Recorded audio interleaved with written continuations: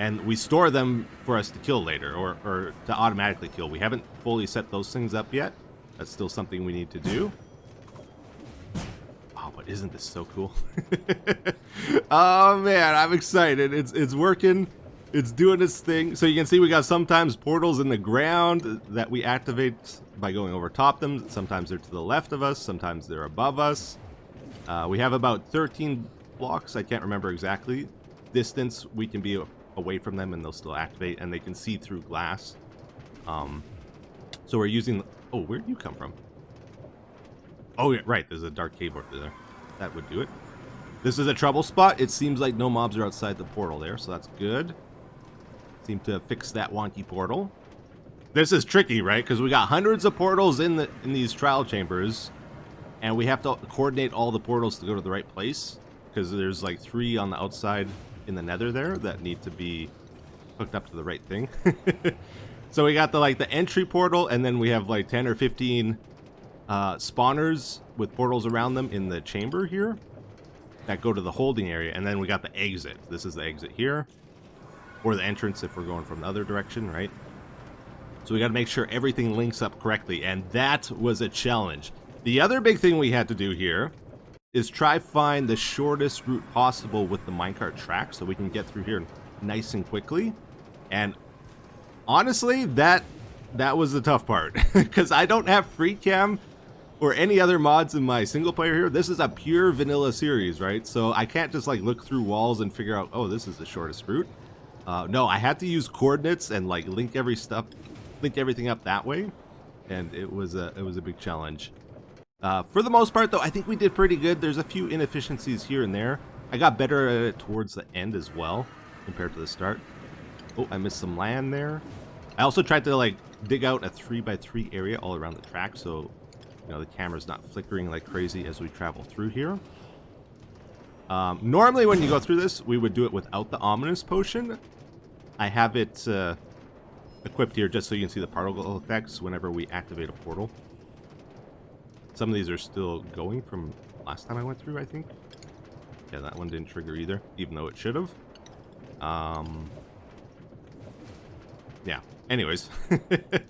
I wanted to show this to you uncut, just so you get the full idea of the scale of this thing. Like, this is probably the only time we'll ever do this in the episode, and then we'll just like do little segments of it in the future. Like maybe when I'm reading the comment of the day or something, we'll be riding this thing. But yeah, I do kind of... This is probably a big mistake, but I do kind of want to decorate it too. I know it's going to take forever to do that, but I had this idea while working on it. If any of you are familiar with like the Fallout series lore or like TV shows like Silo, I was kind of thinking that the trial chambers are sort of similar to that, right? Like, what if we had villagers that lived in the trial chambers, like a nuclear bomb went off outside and they had to go into trial chambers underground, and then we have these 12 different little colonies all connected together. It'd be kind of cool if we like made one into like the crop growing colony. Maybe one of them is full of aquariums for growing fish. You could have like a manufacturing colony, a lab or something. Maybe a fire broke out in one of them and killed all the villagers, or fungus or something. I don't know. We could tell like a little story, so it's not just like totally plain as we go through this, you know? It'd be kind of cool. But also, we got to get some like tunnels around the nether portion, because right now gas can just shoot at me, and it's been happening, so that's not safe at all. So we still got a bit of work to go with this thing if we want to like fully get it finished up. But other than that, what more is there to say about this? Resources, very expensive. I think I used at least 8 shulkers of obsidian on this thing. All the glass came from my villager trading system, so that was pretty easy to get. But yeah, there's like easily 10 shulkers of glass in this thing. And the frog lights came from our frog light farm. So it was stuff I could get pretty easily, except for the obsidian was a bit of a pain. We looked into that last episode, right? I cashed in all the gold I had saved up in the piglin bartering, and then I got as much obsidian from that as I could, and then I just like spent time around our lava farm, and we used that wither blasting chamber to get obsidian automatically. I can like chop trees and stuff while our lava farm is working, which is kind of nice. It's close enough. Uh-huh. Running out of things to say. We're still going here. What else can we talk about? The series. Our Let's Play series here. We're coming up episode 600 pretty soon here. Oh, random block. Lately, we've been doing a lot of big stuff, right? We've been starting big projects. The villager trading system, that enchanting system. We did the storage room. A lot of big projects. I want to get back to doing like more variety stuff, smaller things. Instead of starting new projects all over in the world, let's actually take the time to develop and polish up some areas we've built already. And yeah, I think that'll be better for the videos too, and for me, because these big projects take a lot of time. They're important. They're like the backbone of the series, like to keep it going. But it's nice to get some variety every once in a while too, and just simplify things a bit. So that's kind of the plan going forward here. I do have one more big project I want to do yet, though, but it doesn't have to be right away here. And that's it. That's the end, everybody. So that's all 12 trial chambers in their full glory. So normally, I would drink the ominous potion there and then bounce back, and then all the spawners would activate again. We get twice as many. The breeze spawners, they spawn 2 without an ominous potion, and then 4 with it. And then the skelly spawners spawn 6 and 6, always. So we're going to get a ton of bones from this thing and a ton of breeze rods. It's going to be incredible when it's all done. But we don't need to see the return trip, okay? That's it. Oh, I remember this. Yeah, we put these here at the start of the project. And I think I moved on to the next trial chamber. I totally forgot about them. This is awesome. This is like giving yourself a gift, you know? Past you gives future you a gift when you discover shulker boxes later in your world. And you have no idea what's in them. Let's see what past Etho left us. Look at all those ominous potions. Oh my goodness, that's amazing. Emeralds for days. This is incredible. Random junk from the chamber. Yeah, a bunch of copper. A whole bunch of copper. Okay, okay. There's some good stuff here. Blackstone, really? Oh, I was working on that tunnel. Then I just left my tunnel stuff here too. Oh wow, okay. TNT! Obsidian! Oh, this is the best. Yeah, so after we finish riding our track here, we end up with something like this. We send all the mobs from the trial chamber through the portals into the nether here, and they all get into a central point. They fall down into a holding area, and we got mob soup. So this is full of skeletons and breezes. In total, I think we get on average about like 150 mobs per cycle. And there's 12 of these chambers in total. So it's a lot of mobs to deal with. What are we going to do with them? Well, I think we got to get player kills on these guys. Like, if we want to get bones, which we do, we want the looting effect from our sword to trigger.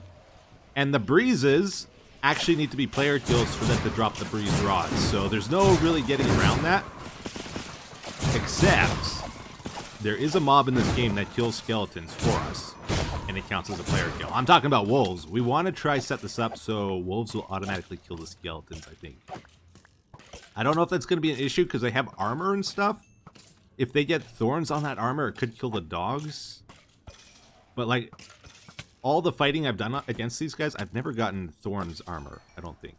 So maybe we're okay. But yeah, look at all this good stuff. Oh, this is what we want. Bones and breeze rods, and I don't know what I'm going to do with the arrows, but we'll collect them, sure. So that's the next plan here. How do we go about doing this? Well, I've been putting together a little mock-up of how it might be over here. Aha. So we're going to drop the mobs 23 blocks. No! You're going to wreck everything.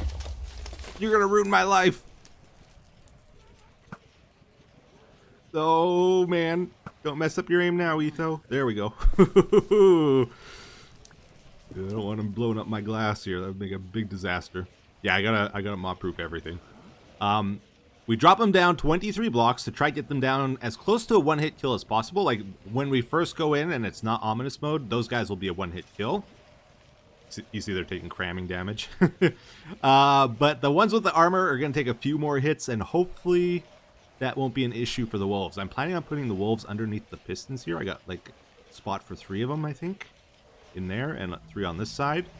They need to do it very quickly where they kill the mobs as well, because we're just passing by, right? We're not going to be in the area for long. And as long as we're holding our sword as we pass by in the minecart, it should count as a player kill with the looting effect. And when they fall down, they activate a tripwire. That pushes the pistons here. And because breezes are shorter than skeletons, they're like the same height as creepers, we can use trap doors there to separate them. So all the breezes fall down to the middle. And then we're putting hoppers under the mud to pick up any drops that land on top here or down here as well. And we'll connect all the hoppers together somewhere. I'm still deciding what to do with the breezes. Like, ideally, we make some way of sending them with minecarts somewhere central, like from all the chambers into one central point, but that's gonna be a lot of work. Okay, yeah, we got breeze rods landing up there. I'm gonna have to make some modifications with this. Do you need a bit of a runway, or what's going on here? There we go. He's not attacking him. Okay, we can stand him up before we send him. So let's do that. Can he see his feet and attack? No. Oh, dear. So if we do have 3B here, I think the wolf might actually have to see the top part of the skeleton, not just any part of it. Which is why he's not attacking, I think. Now he might have a better angle. Still not doing anything. Uh-oh. That's not good. I thought that would have worked for sure. Did any fall down? We got a breeze down here. Oh, here we go. Here we go. You got him. Dude, you gotta be kidding me. Now is not the time. I'm seeing a lot of XP orbs. Okay.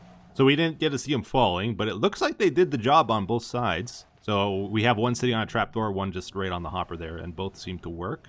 This is probably safer on the trapdoor, I would think. How are the tails? The tails are still good on the dogs. This is the true test now. How are they going to do against armored skeletons? I see that tail. It looks a little down, maybe. Did he get shot sometime? I'm not sure. Whoops. Oh, was he just aiming at the dog? I'm going to have to watch that back. Oh, yeah, he is. Yeah, he just shot him. Okay, that's not good. That is exactly what we don't want to happen. Like, we can give the dogs armor. We can throw regen potions at them. There must be a better way of setting this up, though. I'm going to have to think about it for a bit, but it's a start. Anyways, we'll get back to that later, I'm sure, but there are some other things I wanted to do this episode. Some things to check out, starting with our villager trading system here. I gave it a bit of an update recently. Added some audio cues to it, which we'll check out in just a second. But also, when I was using it, like, all my items were disappearing. We have this system where, like, when stuff goes into the water streams, it automatically gets sorted and put away. And all that stuff was disappearing. I was like, what's going on? I go to the back here, and it was just all on the ground. Because apparently, there was a little change where glass panes don't connect to honey anymore. So it's just shooting off of our water streams here. And I added some extra honey and stuff to take care of that. Aha! We sped up the villagers, so they're moving through the carousel a little bit quicker as well. And our audio cue stuff is all up here. Because I found when I was trading with the villagers, it was kind of hard to tell, like, is it trading time? Unless you're looking directly at the emeralds. So it's good. The emeralds are good, like, when you first enter the room, but when you're in it for a while, having audio cues is amazing. I added a thing here to tell us when it is time to go to bed. Oh, there it is. That's the bell. That means it's time to sleep, and we can sleep now. So that's a really good indicator. It's like, now's the time to sleep if you want to maximize your trading, because during the nighttime, their trades don't refresh, and you're just wasting time, right? So now it's daytime. Let's check out the audio cues for when trading time begins, because right now, none of the emeralds are lit up. That means it's not trading time. Their trades aren't refreshing just yet. I'm just going to fast forward time. I'm just waiting for trading time to start here. Aha, trading time has begun. So we went for a big blue from F-Zero tune. Or, in our case here, big green, because of the emeralds, right? Oh. I think I might be lagging. Alright, we've hit the middle of the trading day. Okay, so you notice the tune changed there, so that indicates we're running out of trading time for that day. We better get our trades in. One more warning, we're running out of time. And then that's it. That's the end of the trading day. So any trading we do with the villagers, it won't refresh anymore. We gotta wait till the next day when the lights start turning on again. Oh yeah, by the way, I kind of just fell victim to this myself. If you ever find your game kind of gets choppy or laggy when you're standing around doing nothing, there's a new setting in the game, this update, that's on by default, I think under video settings. Reduce FPS when AFK. This is the default setting, so that your game starts lagging if you're just standing still. I'm switching mine to that. That's why the note block was laggy there, because I was just standing waiting for it to trigger, right? Some of you might also have seen... Oh, time to sleep. Time to sleep. You see how helpful that is? It's so cool. That void trading got fixed with villagers. So there was a exploit before. You could open up the trade window with villagers and then move the villager to an unloaded chunk, and you could rinse and repeat and trade infinitely with that villager, and the trades would never run out. That's been removed. So what they did is now when you're in the screen here, if they get too far away from you or unloaded, the menu just disappears like that. So someone was wondering, like, what does that do to my villager thing? I still have quite a bit of time before that happens, right? Like, he's gone, and yeah, I got like 5 seconds after they leave to finish up my trades, which isn't too bad. I gotta say, I really do like the system. It's a little bit gimmicky. When I first made it, I kind of just made it to be a little bit different, right? But I do like the carousel feature. It is nice. Are you a bundle fan? Because I gotta say, I'm kind of becoming a bundle fan. No memes even, I'm serious. Like, don't get me wrong, they're not like some major game-changing, oh, that fixed the inventory issue or anything like that, but they do help. So this is what I've been doing. I've been carrying 2 bundles on me at all times. One of them's my trash collector. This is for the little garbage, the 1-ofs, the 2-ofs. When I was working on the trial chambers, oh my goodness, I used this so much. Like, you get a lamp or something, you throw it in there, right? And you forget about it, and then you just unload it every once in a while. Then I also have my utility belt, all the kind of useful stuff I want to keep on me, but I don't want it to take up an inventory spot. So like crafting table, you always need a crafting table. Boom, easy to get it out of there. Ender chest, always need ender chests, right? Then I've been experimenting with some other stuff. Leads are nice to have for sure when you're moving mobs. Stone cutter, very good things. Arrow in case I need to shoot something. This is my latest addition though, the Skulk Sensor book. I don't know about you guys, but I cannot remember any of the info about the Skulk Sensor. In my opinion, it was done poorly. I think they should have made some kind of listening mode to this. Like, you right-click it, it starts recording, and then the nearest sound to it plays, it saves it to it, and then that's the sound it detects, right? It would have been intuitive, it would have encouraged gameplay, you'd have to go get a mob near the thing and, like, move it yourself and all that kind of stuff if you wanted that mob to be recorded to it. But we didn't get that, no. We have a set table of sounds, and every time an update comes out, they add more, and it breaks old stuff, and yeah. Anyways, it is what it is. Let's deal with it, right? So my big problem with this is I can never remember what sounds it detects at what levels, and now I have a way of doing it. So I wrote out a book, Skulk Sensor, all the different power levels of what the Skulk does, right?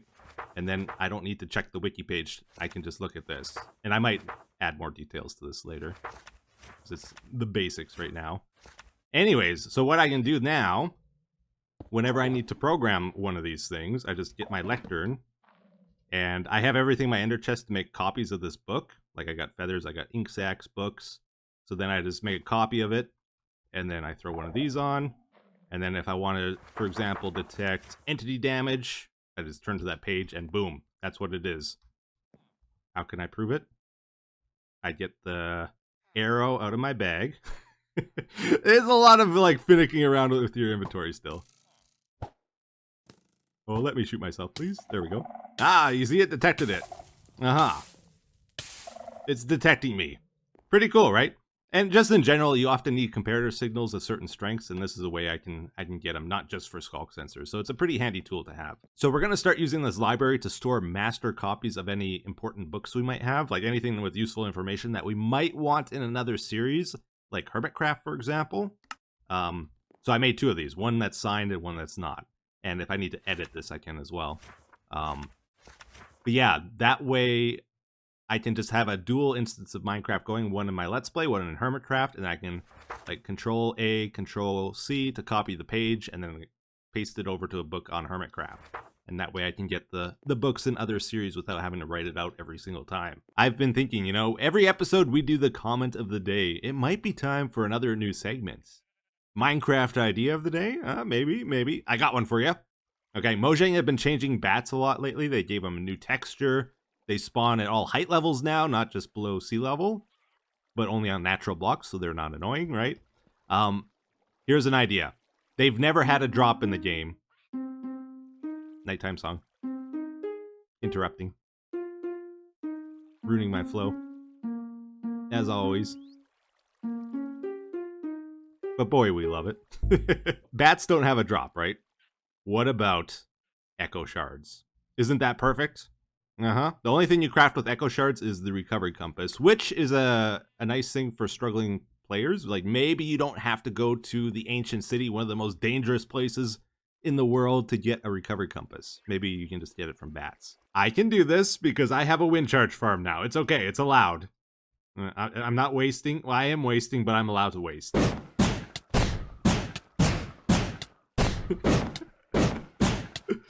Oh, it's so dumb. It would probably look really funny from another person's perspective, but I can't get that. I feel like I was supposed to be doing something important, actually. Oh my goodness, that's right. There's a new update, everyone. 121.4. This is my first episode in it. What are we doing? We should be checking out the new stuff.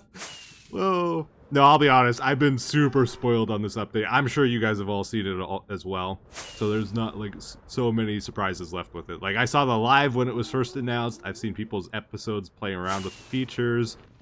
It was in the life series. It was on Hermitcraft before my single player. So even though I've never personally played around with it, I know everything about it pretty much. It's just the way the updates work nowadays, unfortunately.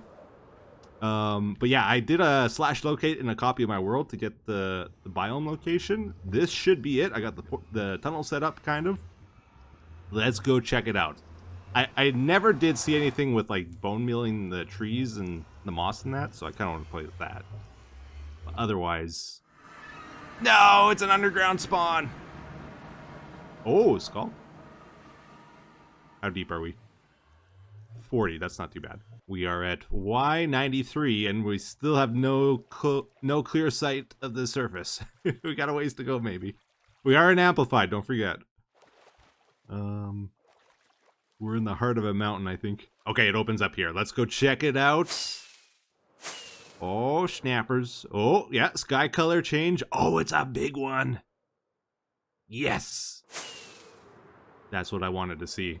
A lot of times I've seen like they're like really tiny biomes for some reason. I think it was a bug, but I'm not entirely sure what the deal was with that. That's a tiny oak forest. Wow. Not bad. Okay, we got some mountains, some plateaus. Might be able to do something with it. Like, I was trying to think, like, what would I build in this biome? I'm kind of thinking like it's maybe suitable for like a factory. The sky kind of looks like smog. Could be a route you'd take with it, but this grass color is kind of crazy. All right, here we go. This is the stuff I've been interested in. The moss. How does it spread? Does it spread to grass and stuff? What are the mechanics here? It does. Okay, so it's just like moss, pretty much. Okay, it spawns 2 talls, carpets. We get the special carpets. And these do something weird. Beat-ups showed me this. Yeah, look at that. Isn't that crazy? Oh, you can adjust it, though. I didn't know that. So you can break it. Ah, okay. So if you don't like the 2 tall, you can get a single tall. Very cool. The trees, these are just basically dark oaks, I'm pretty sure. Let's chop one down. Start getting some of this new fancy wood. Now, I'm not too big on building with like grays and whites and that kind of thing. So I don't know how much I'm going to actually use this. It might be something I get into, or I might never touch it. It's very different for me. Oh, I see one. I see one coming, I think. Already? Who was that? Who goes there? Oh, it's a skeleton. I was like, oh man, right away. No, there's nobody. That's a funny thing. I see people's YouTube videos of this, and they're always looking for the guys, and they can never find them. It does drop saplings, right? There we go. Yeah. Cool. And I'm guessing there's no singles. It's probably like the dark oak trees. If I was to guess. It's looking like it. Okay, we gotta get at least 4 of them then. We're gonna grow a tree, everybody. I've never seen the trees grown. Does it need to be on the moss? What's the deal here? Huh. Maybe there's a reason I've never seen it done.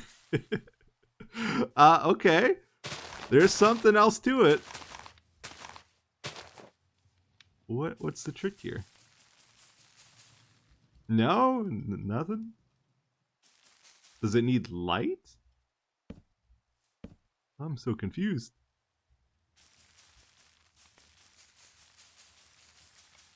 That's surprising to me. Okay. What is going on here? Wait, oh, we're at the top of the world! That's why! Okay, let's try here. Oh, right away, look at that! Wow! Amazing. Amazing, everybody. I figured it out. Can we grow these vines off the leaves? By right-clicking? No, so it's not like the mangrove or whatever. You can extend them, though. Cool. I'm guessing we need shears. Oh, no, it works with silk touch. Cool. Okay. My other big question, we have the pale blooms over here. How do we get these things? Is it just by bone mealing them? No. Is it bone mealing the ground? Oh, yeah, there we go. I'm not scared of the tree guys, but I am scared of the baby zombies. On chickens. Maybe I should wear my armor? I don't know. Like, if I die here, it's gonna be really bad. Really bad. We don't even have a portal here because I broke it. Oh! That's definitely one. Yes! Okay, we found him! Oh! Dude, he did not waste a second on that one. Boy, it is hard to see around here. It is so dark and dreary. Let's get some lights going. Oh, it's almost daytime. Whoop. They move really quick, actually, don't they? If I hit this guy, he spawns the resin on the tree. Alright. This is pretty cool. I think they reused the code for the skulk sensors, but applied it in a different way. Which is really, really smart of them. I like that. Yeah, there's the resin on the tree. Excuse me, I'm trying to steal your resin.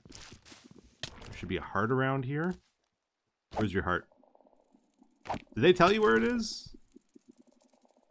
Like it's spawning the stuff there. You're making this very difficult for me. I really should heal in case a creeper gets me. These guys, they don't do much damage, but I do really like them. There they are. Isn't that supposed to get rid of you? Oh, there we go. Takes a moment, I guess. Aha! So we can get the hearts from the trees. They naturally spawn in, but not when you grow the tree. And then I think we can craft it if we get enough resin here as well.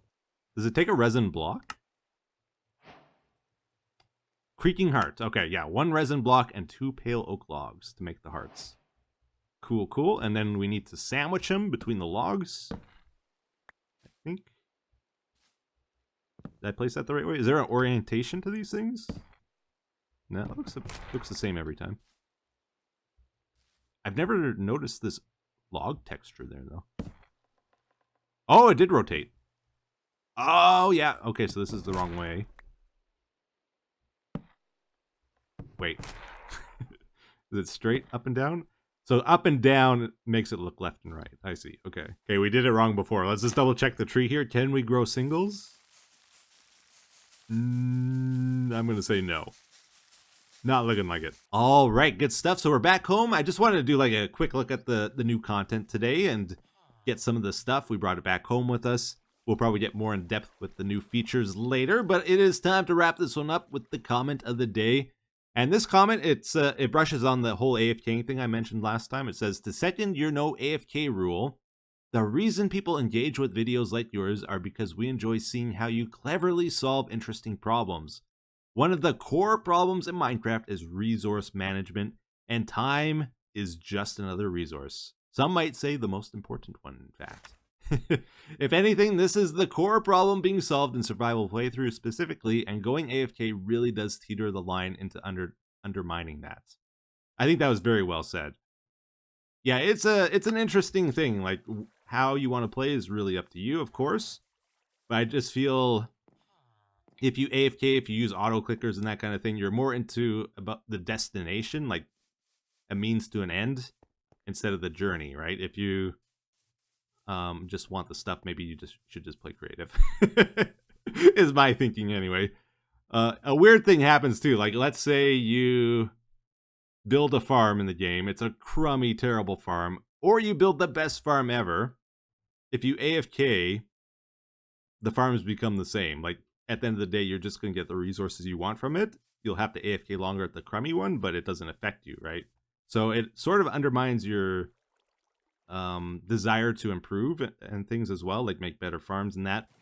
Anyways, that's it, everybody. Hope you enjoyed this one. Until the next one, you take care. You have yourselves a wonderful day. Bye-bye.